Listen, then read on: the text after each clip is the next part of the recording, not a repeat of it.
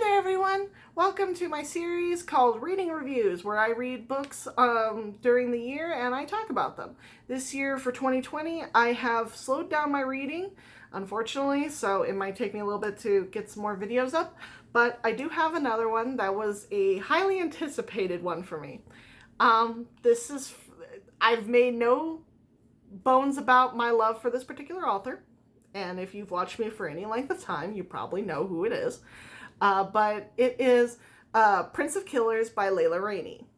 Now, this one, I actually have some history with this one.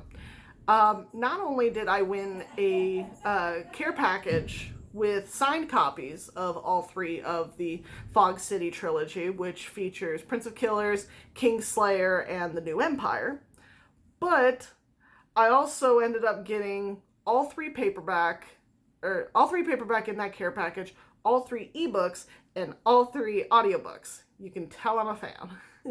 But this one, when it first came out last year, I actually started reading it. And I got to about 60% of the way through before I stopped myself because I wanted to wait for Kingslayer and The New Empire to come out before I read it, because I knew, just like Agents Irish and Whiskey and Troubled Brood series, I was going to want to marathon it. Now, that has changed a little bit because I haven't continued, but I have finished Prince of Killers, and I listened to it on audiobook. And the one thing with this one is a little different than her other series, and I'll explain why. But this one features a man named Hawes Madigan, who is he's the titular Prince of Killers. He is the acting leader of a family of assassins. And he has been tasked with basically running the family. Now, the problem is that his family used to kill indiscriminately. But after an incident that is mentioned very quickly on, he has decided that he's going to take the family more legitimate. And he ends up finding out that there is a contract out on his head, and he knows that it's someone within his own organization. And he is told this by a man named Dante Perry. And instantly, Hawes is interested in him. But he's a private investigator, and he's not entirely sure where he stands, but so far he seems to be out to help him, or at least warn him. And the reason I say that this series is different than like Agents Irish and Whiskey is that the first two books are told from a single point of view. The first book with Prince of Killers is told entirely from Hawes' point of view, which threw me off when I first started reading it. And then Kingslayer, which is the second book, follows Dante's perspective. There is a reveal in it, but that part I'm not going to tell because that would give away a lot of stuff. But normally I'm okay with spoilers, but this particular one really threw me. So I was like, okay.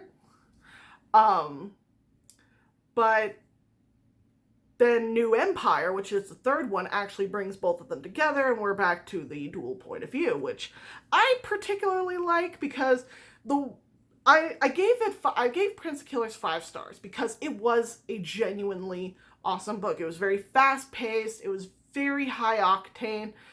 There's very little time to really breathe in it. I wish that there was a little bit more downtime, but that's neither here nor there. But with this, I wish that we had gotten some of Dante's point of view during this time. Instead, we just got all Hawes. So I'm more than likely going to have the same criticism for Kingslayer, which I have yet to start, because I know myself, and I know that if I don't take my time with it, I will binge read it, and I will do nothing else. So I need to kind of take my time with that. And there are other books that I am listening to that kind of have a little bit of a higher precedent. So I gave Prince of Killers 5 because there's very few Layla Reyne books that I can honestly say got less than 5. The only one I could think of is Relay right now, because and that, I think I only gave that one a 4. But anyway, I am super excited to read the rest of the series. You can also pick hers up all on Amazon. and she is a phenomenal writer, an absolutely phenomenal writer. I love all of her books. If you like a little bit of morally gray characters, because this is a lot darker than her Agents Irish and Whiskey and her Troubled Hop series. This is much darker. So I highly recommend it. All right. So thank you all for coming to listen to me ramble about one of my favorite authors. I hope you all have a wonderful day, and I'll see you in the next video. Bye-bye.